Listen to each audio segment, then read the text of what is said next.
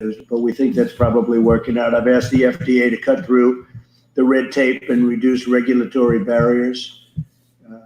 We are looking at some very exciting things, and I'm going to be holding a second news conference either today. We're going to talk about the FDA. Some things are happening that are quite exciting, and we're going to be doing that either later today or tomorrow, fairly early tomorrow.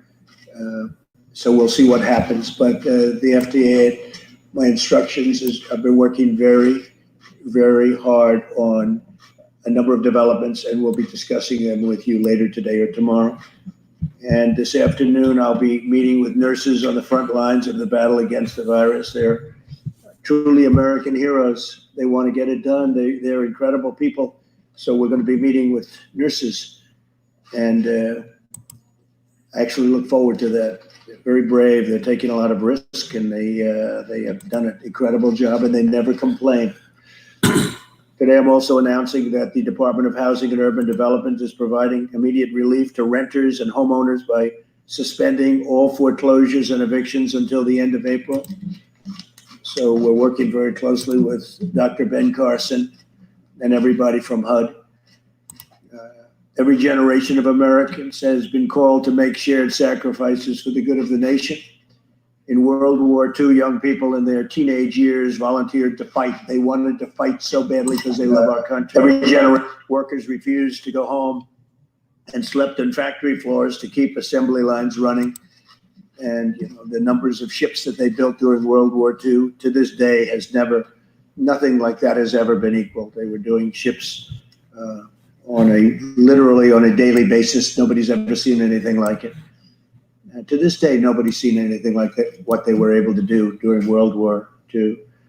And now it's our time. We must sacrifice together because we are all in this together, and we'll come through together. It's the invisible enemy. That's always the toughest enemy, the invisible enemy, but we're going to defeat the invisible enemy. I think we're going to do it even faster than we thought, and it will be a complete victory. It'll be a total victory. So we'll have a second conference, again, having to do with the FDA, and I think it's going to be potentially a very exciting news conference, and we will do it as quickly as we can, so whether it's today or tomorrow. And I'll, with that, ask Mike Pence to say a few words, and thank you very much. Thank you, Mr. President. The White House Coronavirus Task Force met this morning, and now that we have cases in all 50 states, we're continuing to move out on the president's call to bring the full resources of the federal government, a full partnership with every state and territory, the full power of the American economy to support businesses and families. As the president says to us and every day, we'll do whatever it takes. We're all in this together. Yesterday, the president met with the tourism industry executives and also had an engaging discussion with all the top companies in our industrial and medical supply chain. The president, as you all are aware, also announced today that by mutual consent, the northern border to Canada will be closed to non-essential travel. This does not include essential travel or the transit of goods, but it was through mutual discussion that took place this morning between the president and Prime Minister Trudeau, and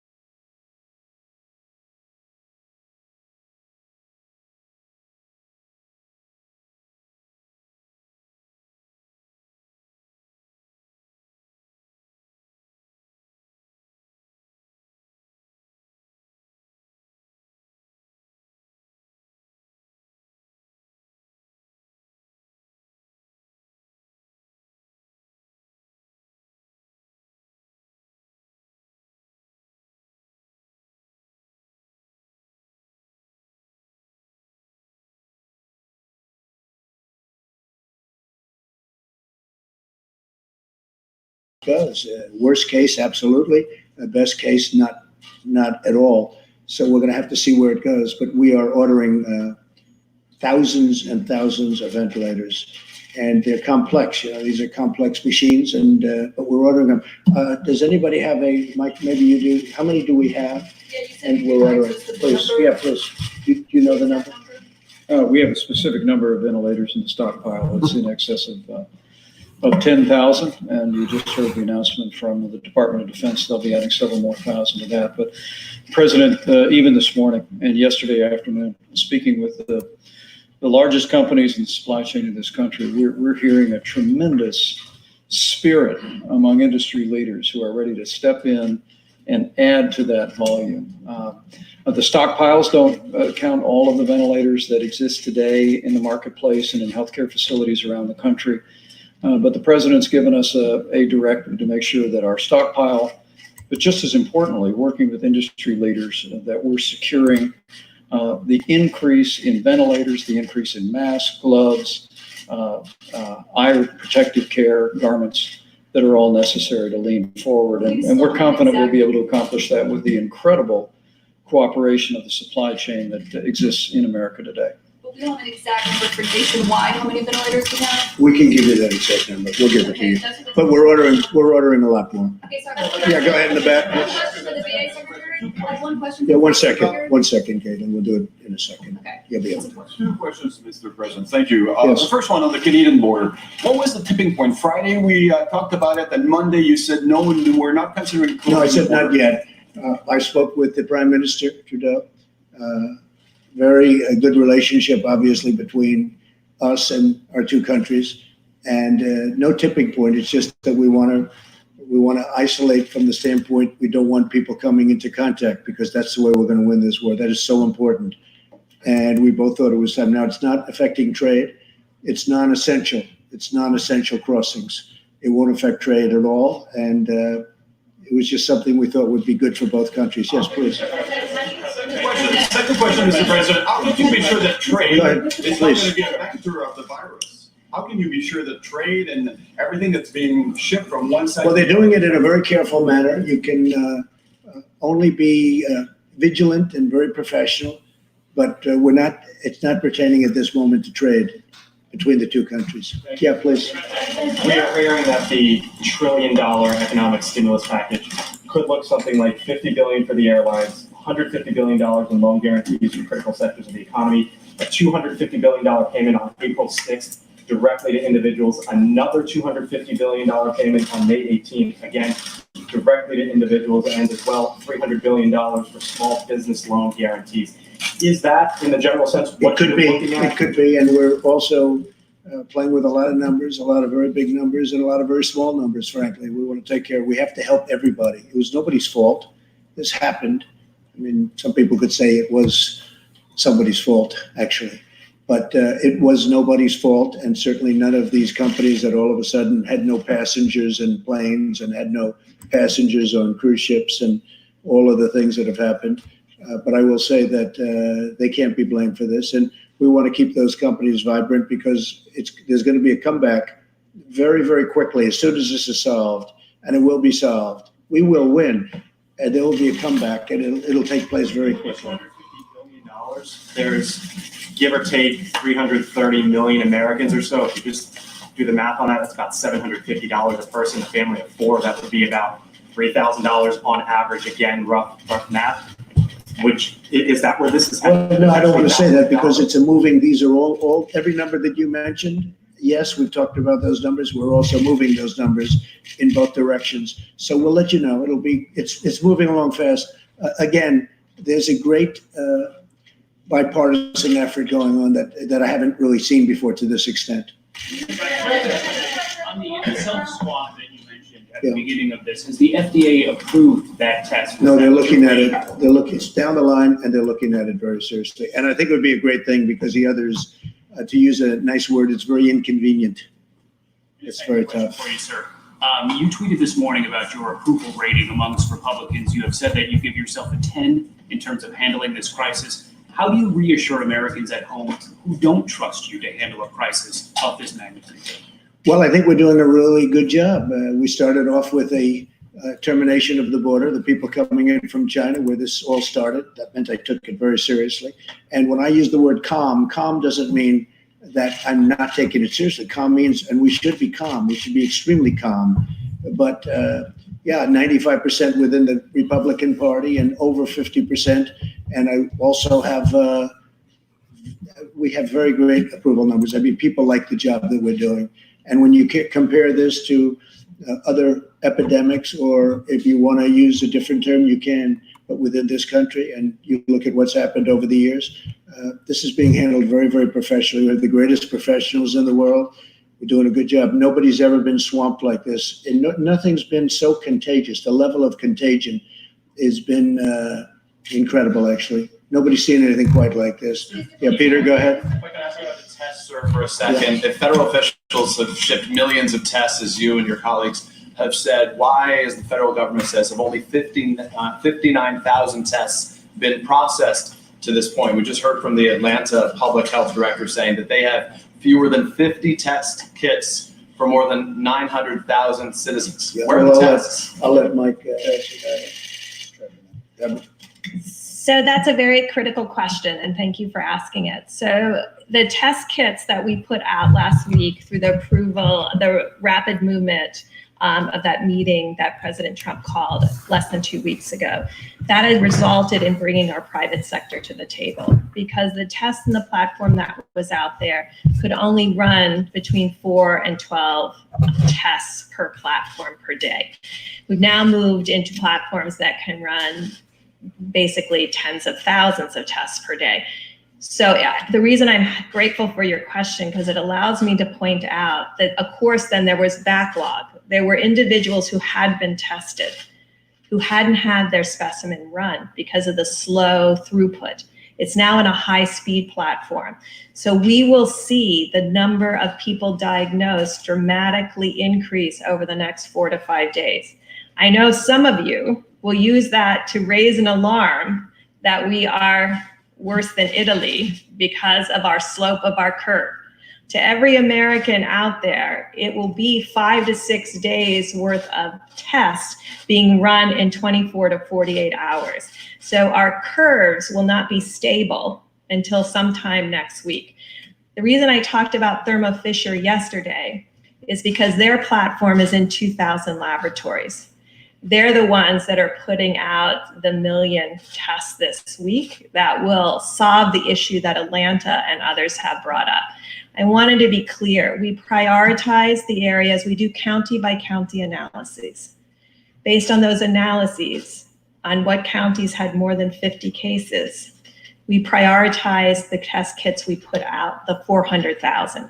And that's why we're seeing a 7% plus positivity rate. We'll be able to expand that platform and reprioritize based on the accessibility of the other kits. Mr. President, perhaps I can follow up. How are non-symptomatic professional athletes getting tests while others are waiting in line and can't get them? Do the well-connected go to the front of the line? Well, you'd have to ask them that question. I mean, I've read. No, I wouldn't say so, but perhaps that's been the story of life. That does happen on occasion, and I've noticed where some people have been tested fairly quickly. Look, we inherited a very, we inherited a very obsolete system. This was a system that was out of date, obsolete, or it was a system that was never meant to take care of the kind of quantity, the number of people that we're talking about, millions and millions of people. If you go back in years past, like even recently with the flu, nobody had tests before. They didn't test the entire nation to see whether or not they had flu. They got the flu, they got better. Hopefully they got better, that was it. Now all of a sudden they do this very complex testing. What we've done is we've broken it down, we've broken up the system, but it was obsolete, and or you could say it was also a system that just wasn't meant to handle the kind of volume that you're talking about. We've rebuilt it into a system that for the future will be a very good system if you want to go this route.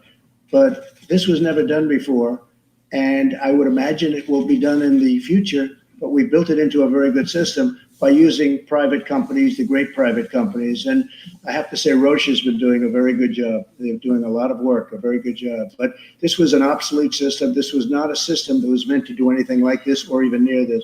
John? Mr. President, a couple of things. A major trade coalition is calling on you to suspend tariffs with other countries as part of the response to the coronavirus. Who heads that group?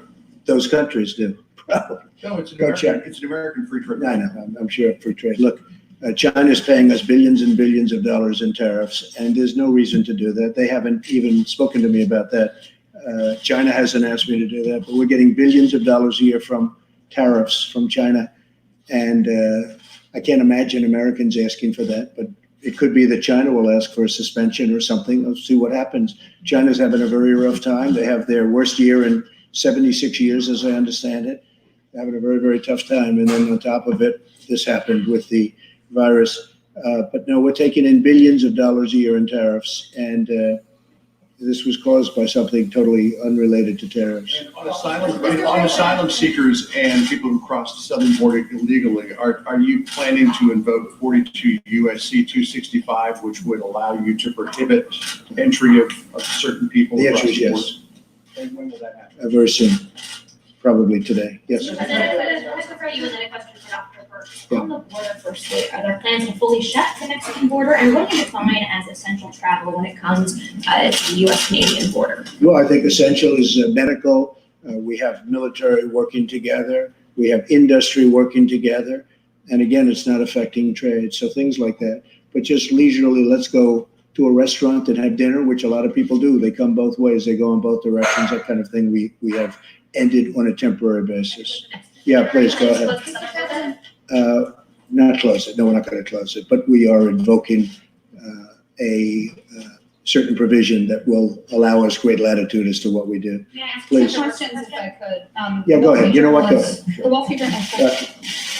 So I tried to clarify something because just a week ago, you all were standing here telling us that unless you had sustained contact with somebody who was symptomatic for COVID-19, you really didn't need to worry. You told the president, the vice president, that if they shook hands with somebody who had this, they took a photograph with somebody who had this, they didn't really need to worry. And yet, several days later, we're in a situation where people are being told, don't leave your houses. There are curfews saying you cannot walk alone at night after a certain time. Can you walk us through what seems like a very dramatic swing, a very dramatic disconnect from what we were hearing before to what we're hearing now?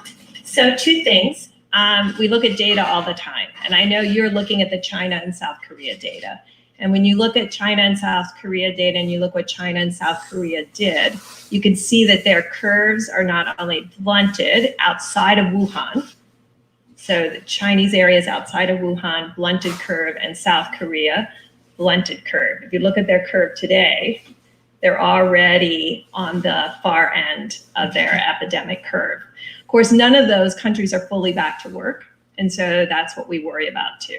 Secondly, there was a series of scientific articles published, and I know you've seen them too, about surface contamination. I think none of us really understood the level of surface piece. So we're still working out how much is it by human-human transmission and how much is it by surface. And this is why those fundamental guidelines were put out that says don't expose yourself to surfaces outside the home. Basically, what those guidelines are is don't expose yourself to excess number of persons who could be asymptomatic and infected, and then the person-to-person contact, and don't expose yourself to surfaces that could have had the virus on it, for which on hard surfaces, I know we had the cardboard issue about shipping, hard surfaces, not shown in fabric as much or in cardboard, but hard surface transmission. These are issues that we haven't had to deal with before with the level of respiratory infections. And that's why we have this concern. And that's why the president put out the guidelines. And so it's to cover both of those pieces. That's all new science, all new models. I think many of you have the Imperial study available and looked at the impact of those. That's the first time those have been modeled as a comprehensive approach to mitigating an epidemic. And Dr. Burns, yesterday. Mr. President, what about money? Go ahead. Mr. President, the Wall Street Journal is reporting that the administration looked at an executive order that would expand the use of investigational drugs against the virus, but that FDA scientists are warning that this could put patients at risk. I haven't Is this seen something the you're article. looking at? No, I haven't seen the article. We are making a lot of progress therapeutically. I will say that, but I have not seen that article. No. Go ahead. Mr. President, we've shut down non-essential travel to Canada. Are you considering shutting down all travel to blunt the spread of the virus? And we've heard from industries like the airlines who are seeking relief. What other industries or how exactly is your administration going to determine which industries and businesses get Well, there are help? certain industries that people know. I mean, the airlines would be number one if you look at what's going on. They go from having the best year they've ever had to having no passengers because of what we've had to do in order to win this war. It's a war. And so, basically, what many of the industries are. What we want to do is we want to make sure they all stay together so that after the war is won, we can immediately go right back up to where we were and even beyond. I think we're going to go beyond where we were. And a lot of people are saying that, by the way. We're poised to do that. But we have to win the war first. Yeah, please, go ahead. To follow up on that, Treasury proposed $150 billion today for those industries, but their proposal doesn't detail which industries would get that money and how much. So aside from the airlines, which you just mentioned, what about the cruise industry, the hotels? How much of that money do you see them each We're getting? talking about all of it. Haven't detailed it yet. We have detailed it to senators and to members of the House. We have been talking about it, and we're coming up with numbers. Haven't gotten there yet, but certainly hotel industry, the cruise ship industry, the airlines, those are all prime candidates, absolutely. On the northern border, sir, when you say Which temporary, border? the northern border, when you say temporary, which is what you said in your tweet, does that mean 30 days? I would say 30 days, and hopefully at the end of 30 days, we'll be in great shape. Jeff, please. I was struck by what Dr. Burke said about millennials and others perhaps not taking some of these warnings as seriously as you would like. Some of those people also seem to be your supporters and conservatives who may be quoting some of what you said at the beginning of this, comparing it to the flu. What is your message to them to really follow what you've been saying so far? And are you concerned that they're still listening maybe to some of your earlier comments rather than your more recent ones? Well, I think my earlier comments are to be calm. I mean, I do want people to be calm because we're going to win this and we're going to win it. It's just a question of time. And I wanted to go quickly. So based on the fact that I wanted to go quickly, I hope they just listen to what we've been saying over the last period of time. We don't want them gathering, and I see they do gather, including on beaches and including in restaurants, young people. They don't realize they're feeling invincible. I don't know if you felt invincible when you were very young, but they were feeling totally invincible or are feeling that way, but they don't realize that they can be carrying lots of bad things home to grandmother and grandfather and even their parents. So we want them to heed the advice. We mean the advice, and I think it's getting through. I do believe it's getting through, Jim. Please. What do you say to them if they're watching? Sorry. If they're what? I think there are a lot of them watching, a lot of these people at home, these young people. Well, I think I just said it. I was gonna say, what do you Heed say the to them? advice. Heed the advice. I just said, yeah. Thank you. Thank you, Peter. Mr. President, how long do you think Thank this you, is gonna Mr. wrap? President. Mr. President, how long do you think this is gonna We'll last? get you next. Okay. Say it. Thank you, Mr. President. In talking about China, you've been very clear about who you think is to blame or where the origins of blame for this virus is. Not think. No. I don't think. I know where it came from. I don't know if you'd say China's to blame. Certainly, we didn't get an early run on it. It would have been helpful if we knew about it earlier. But it comes from China, and it's not a question about that. Nobody's questioning that. Senator Cotton is saying that they should be punished, in so many words, for inflicting this on the American people. Do you feel that way about it? Well, I have a lot of respect for Tom Cotton, and I know exactly what he's been saying. And there are those people that say that. So we'll see what happens. Thank you. Go ahead, it's your turn. Go ahead. Please. You've been waiting a long time, please. You've had your hand up so nicely for a long time. It's your time. Thanks, sir. We've seen the Chinese government kick out reporters from the Wall Street Journal, the New York Times, the Washington Post. What is your message to the Chinese when it comes to transparency at a moment when you still have reporters asking you questions here at the White House? Yeah, I'm not happy to see it. I don't, I have my own disputes with all three of those media groups. I think you know that very well. But I don't like seeing that at all. I'm not happy about that at all. Yes, please. You didn't correct the language. I wonder if you agree with it. Do you believe that China is inflicting this upon our country? No, I don't believe they're inflicting. I think they could have given us a lot earlier notice. Absolutely. Please. Go ahead, please. Go ahead. Yeah, Mr. President. Your credibility ratings are very low. There's a recent NPR poll. Who are you asking that question? I'm asking. Because I see that they're very high. You know, if you look, I'm 95% of the Republican Party. We just had a poll that was done by a very reputable group where I'm beating Sleepy Joe Biden by a lot in Florida, the state of Florida, and in other states. You know, so I don't really know who you're talking about. All right, Jennifer, go ahead, please. Two questions, if you're willing to. Would you give us an update on your conversation with the airline executives? Yeah. Did you explain to them what's coming? What was their reaction? I did, and they explained to me where they're coming from. I mean, they went from, as I said, full planes, packed, the best year they've ever had by far, to boom, one day empty because of what we have to do to get rid of, to win this war. Or we would have a level of death like people haven't seen before. So they've been fantastic. I mean, they've been great, but you know, they went from being extremely happy to being people that are running companies that are going to need some help, and we'll help them, Jennifer.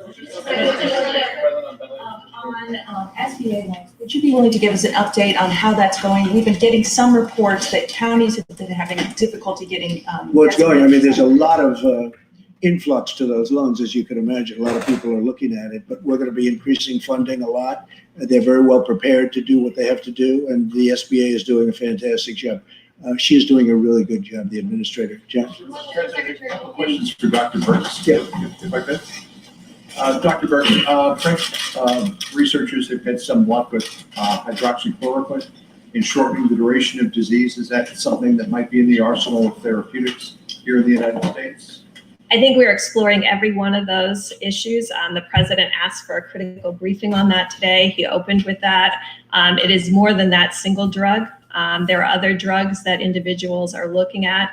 Just to go back to what we talked about many times, there is things that look really good in cell culture against the virus that may look good in small animals and then don't have an impact in humans. And so those are the pieces that we're looking at very carefully. Of course, there's always anecdotal reports, and we're trying to figure out how many anecdotal reports equal real scientific breakthroughs. And second question, are you confident of the seasonality of coronavirus?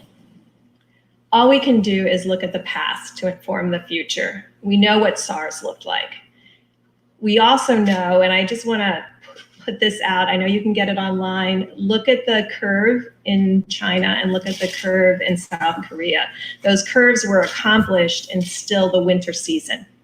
And so we're trying to understand what those relationships are. We're very interested in the curves in Italy because of their different approach, and we're following every single country's curves.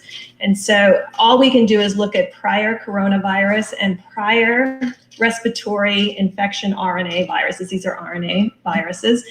When you look at flu in the Northern Hemisphere, when you look at parainfluenza and some of the other cold viruses, and if you look at SARS, that's the way the peak normally occurs. But that is a November to April. We all started later. And so you're asking me to predict based on a later start, and that's what we're trying to really look at China and South Korea to really inform that. All right, Caitlin. A question for Secretary Wilkie, if you don't mind, or you can answer if you'd like. How many veterans of those that need to be tested have been tested? Those that have needed to be tested, we believe we've caught most of them. Right now, we have 44 veterans who have tested positive. Sadly, one has passed in Portland. We are working with state labs and private companies to make sure that testing is available. Because the president had us out aggressively early, we have been in a better place than most healthcare systems in the country. I cannot predict, as Dr. Burke said, when the next surge will be, if it will be. But one of the things that we do at VA is that we prepare for national emergencies, be they national disasters or epidemics. We started preparing for this. We started stockpiling equipment. Our equipment is stable, and I think that's in large part because of the instructions the president gave me. But do you have a number of how many have been tested out of the number that We've tested several hundred. I can't give you the direct. Yeah, we tested several hundred. Yes, we've tested several hundred. I don't know exactly. I do know that 44 veterans have the virus. Most of those are quarantined at home. Go ahead in the back, please. Thank you, Mr. President. A question for Dr. Burns quickly. I'm trying to understand what it's about the mortality rate. Yesterday, we underlined the fact that we had reached 100 deaths. And this morning, we wake up and we're at 110. And within 12 hours, we climbed by 10%. Is it something we have to expect from now on, a 10% increase every 12 hours?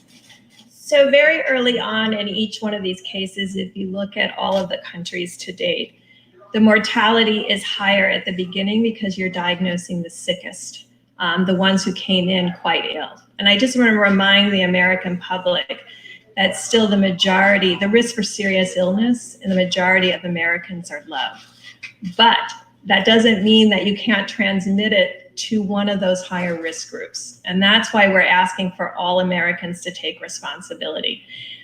You're seeing mortality or deaths today from infections that occurred 2 to 3 weeks ago in general. The other thing that you're seeing is the dramatic and very difficult impact of this virus in nursing homes.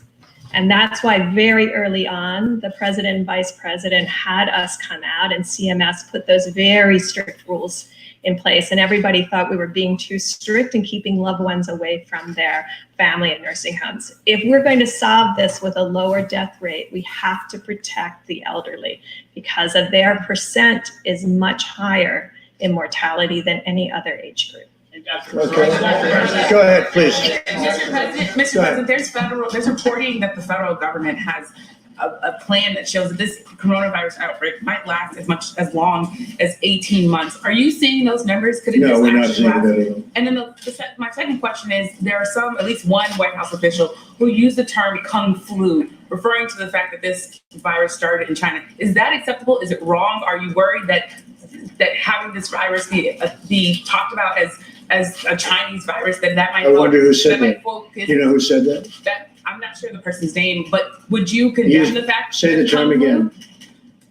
A person at the White House used the term Just the term. Kung flu. My question is, do Kung you think flu. that's wrong, Kung flu? And do you think using the term Chinese virus, that puts Asian Americans at risk, that people might target them? No. I think they probably would agree with it 100%. It comes from China. There's nothing not to agree. Okay, how about the last question? Please go ahead. Switching gears to a larger question here. We've seen that before the pandemic, there were a lot of Americans that were already alienated. We saw deaths of despair increasing through suicide and other things. Now, as these individuals, a lot of times in rural parts of the country, are self-isolating, what is your message to those individuals, and what do you hope that individuals, communities, and churches will do to reach out to My them? message is to all Americans, but to those Americans who are going through a lot, we love them, we're with them, and we will not let them down. Thank you all very much.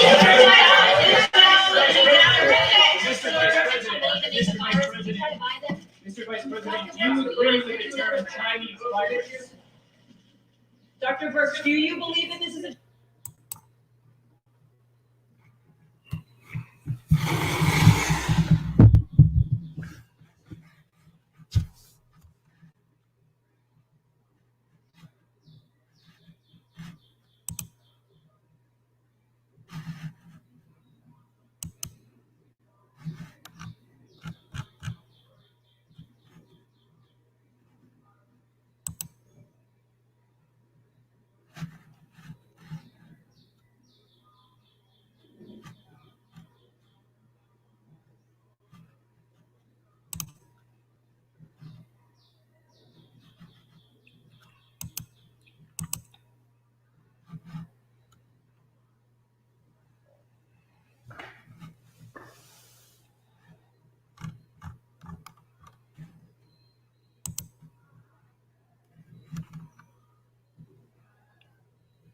Well, for those of you that tuned in, just a little brief.